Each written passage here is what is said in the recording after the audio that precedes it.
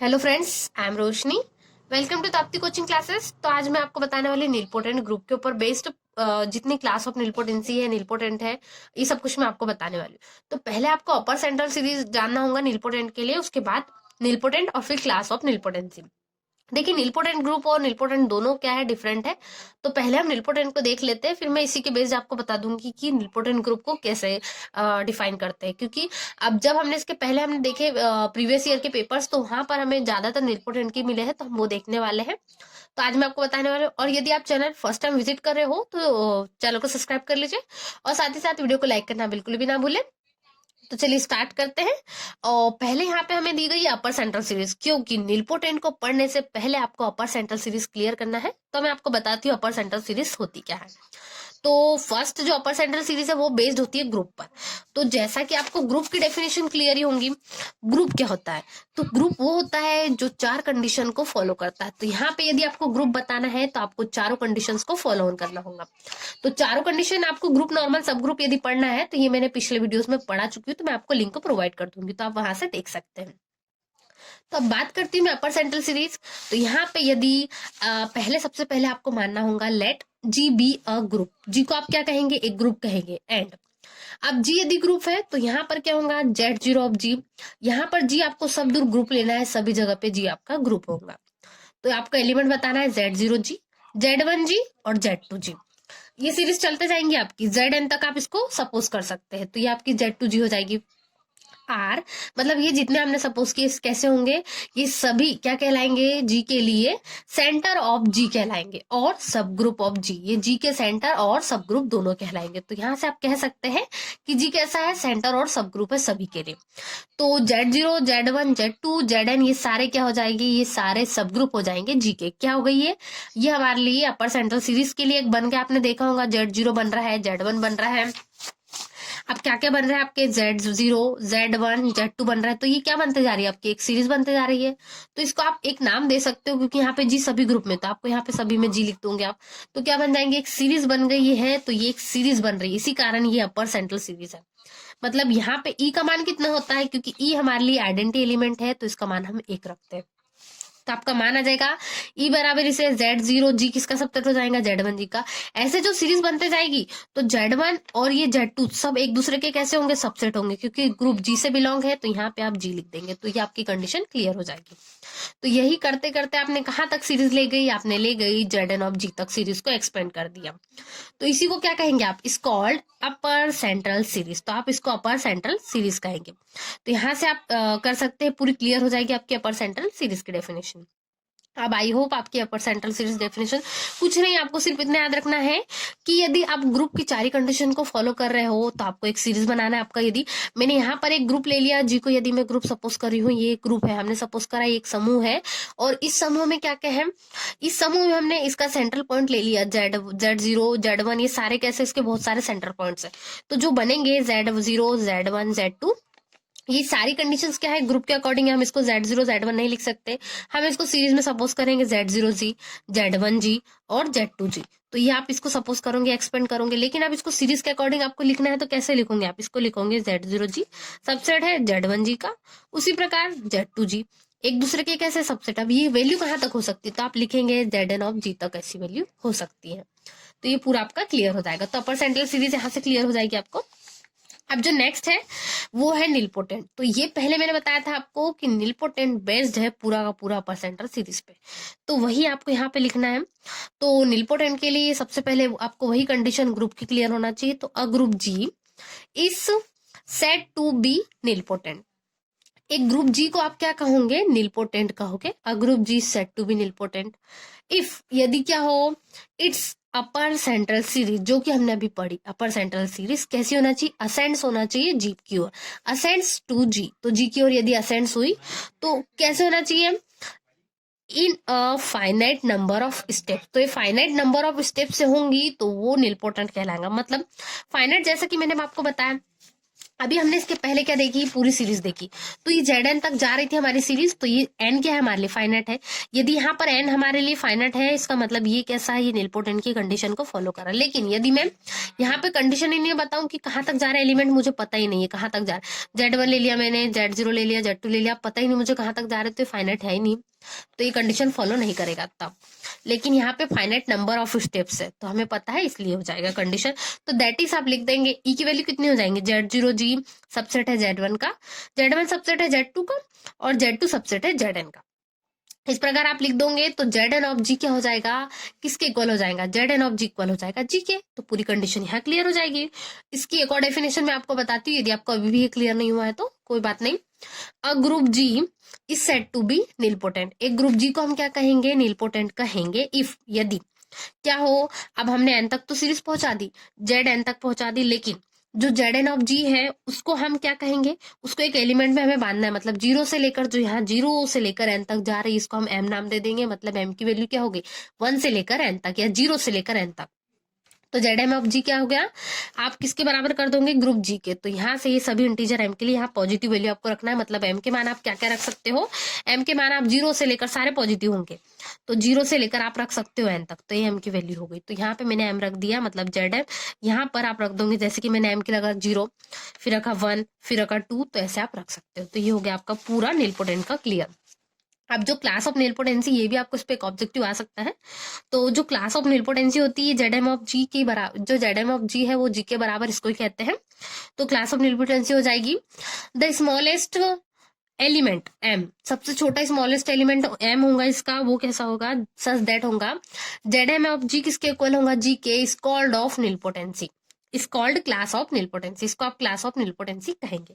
बहुत शॉर्ट में हमने डेफिनेशन क्लियर कर ली। तो यहाँ से आपका पूरा नीलपोटेंट अपर सेंट्रल सीरीज, बस आपको अगर नीलपोटेंट आ गया तो आप उस यहाँ से Zm ऑफ जी किसके बराबर है, जी के, तो आप कह सकते हो, ये क्लियर हो जाएगा। तो पूरी क्लियर हो गई। अब नेक्स्ट हम जो इस पे बेस्ड एक शॉर्ट थ्योरम देख लेते हैं। तो आप अब जो थ्योरम है वो नीलपोटेंट पे बेस्ड है, मोस्ट इंपॉर्टेंट थ्योरम है, आपको उसको प्रिपेयर करना है और अच्छे से तैयार करना है, ताकि आपको एग्जाम में अच्छे से बन जाए। तो जो थ्योरम है, group of order p raise to the power of n है, यहाँ पे p की पावर n है, मतलब p ऑर्डर है इसका n, इज नीलपोटेंट, ये नीलपोटेंट है, क्योंकि नीलपोटेंट की कंडीशन को फुल कर रहा है, जैसा मैंने बताया, तो नीलपोटेंट है।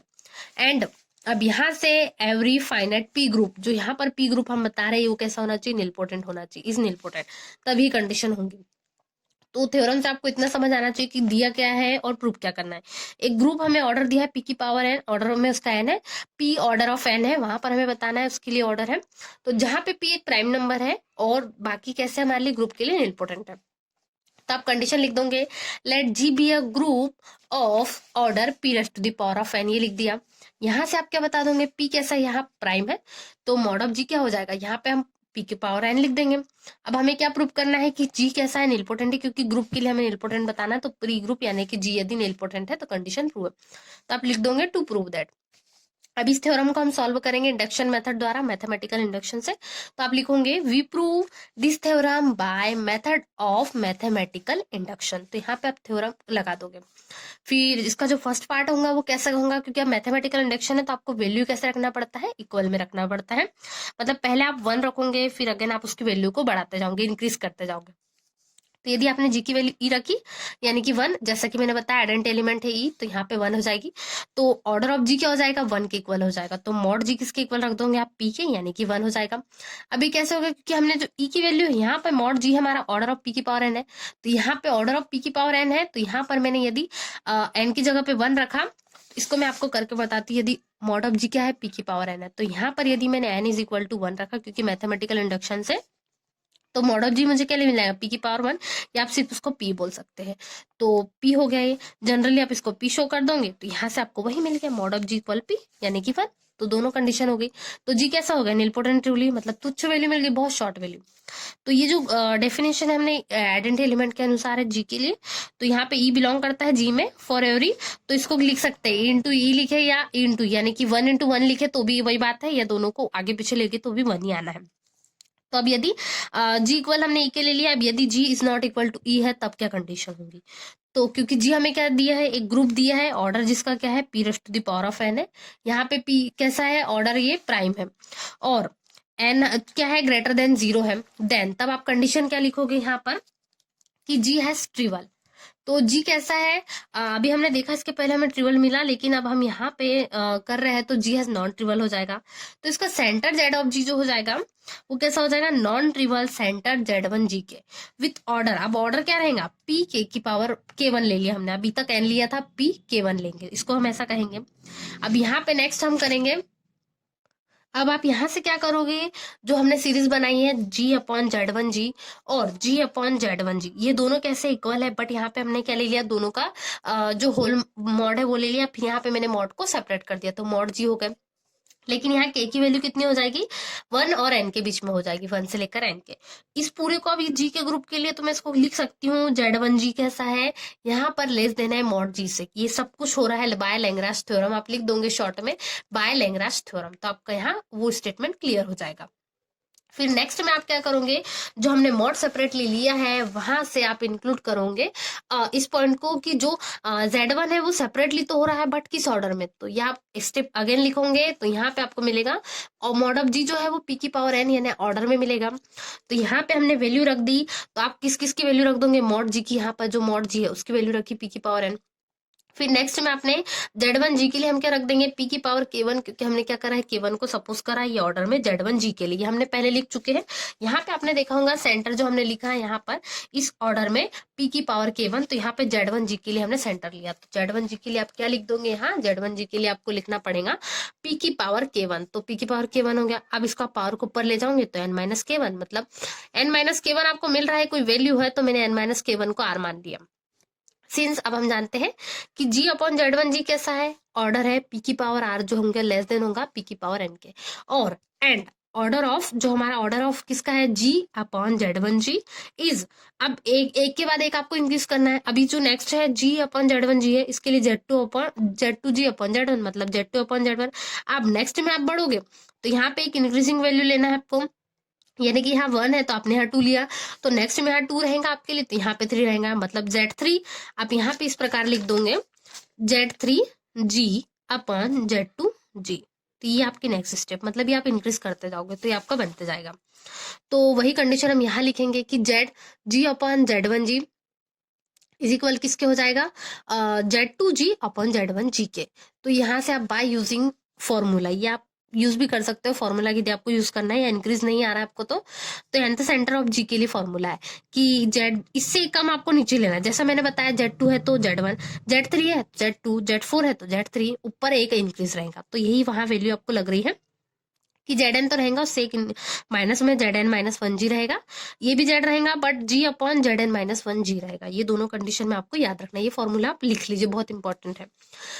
वी नो दैट, अब हम जानते हैं कि Z1G कैसा है, नॉर्मल है किसके अंदर, इन Z2 ऑफ G के अंदर। सो दैट, तो आप यहाँ से कंडीशन लिख दोगे कि Z1 सबसेट हो जाएगा Z2G का, उसी प्रकार Z2 सबसेट हो जाएगा Z1 का, ये स्टेप चलते रहेगी। Taking absolute both side of inequality, अब बोथ साइड हम मॉड ले लेते हैं, तो अब क्योंकि सबसेट है मतलब लेस देन है, तो सबसे बड़ी वैल्यू हो गई किसकी, Z2 की, तो मॉड ऑफ Z1G किसका लेस देन होगा, Z2G के। अब इस प्रोसेस को बाय रिपीटिंग अबव प्रोसेस, तो आप यहाँ लिख देंगे बाय रिपीटिंग अबव प्रोसेस, इस प्रोसेस को रिपीट करेंगे तो आपको बहुत सारे ऐसे एलिमेंट मिलते जाएंगे। तो इस प्रोसेस को रिपीट करने के बाद आपको क्या मिल जाएगा कि Zmg किसके इक्वल है, पी की पावर ऑर्डर ऑफ n के, पी की n के, जहां पर m कैसा है, लेस देन आर इक्वल है n के, ये हो जाएगा। अब जो Zm ऑफ g है, पी की पावर n हमने क्या सपोज करा था, पी की पावर ऑर्डर ऑफ g हमने मॉड g के इक्वल लिया था, इसको उल्टा आप लिख लेंगे, तो मॉड g किसके इक्वल था, पी की पावर n, तो यहाँ पे g लिख देंगे, सबके लिए m less than or equal n हो जाएगा। तो आपने क्या प्रूव कर दिया कि जी कैसा है, नीलपोटेंट, तो यहाँ से आपकी थ्योरम प्रूव होती है। तो आज मैंने आपको नीलपोटेंट और उससे बेस्ड हमने क्या पढ़ी, थ्योरम पढ़ी हमने, ग्रुप ऑफ ऑर्डर पी की पावर n है, नीलपोटेंट है वो हम, तो आपको बताना है कि and every finite P group is nilpotent होगा। ये आपको पूरी, हमने थ्योरम पूरी रीड कर ली अच्छे से, तो अब आपको पूरी क्लियर हो गई होंगी, और यदि नहीं हुई है तो आप इसको अच्छे से क्लियर कर सकते हैं, और यदि इससे रिलेटेड आपको कोई डाउट है तो आप कमेंट करके पूछ सकते हैं। तो चलिए मिलते हैं नेक्स्ट वीडियो में। साथ ही साथ यदि आप चैनल पे फर्स्ट टाइम विजिट कर रहे हो तो ताप्ती कोचिंग क्लासेस को सब्सक्राइब कर लीजिए, वीडियो को लाइक करना बिल्कुल भी ना भूले, और ज्यादा से ज्यादा अपने फ्रेंड्स के साथ शेयर कीजिए। तो चलिए मिलते हैं नेक्स्ट वीडियो में। Thanks for watching.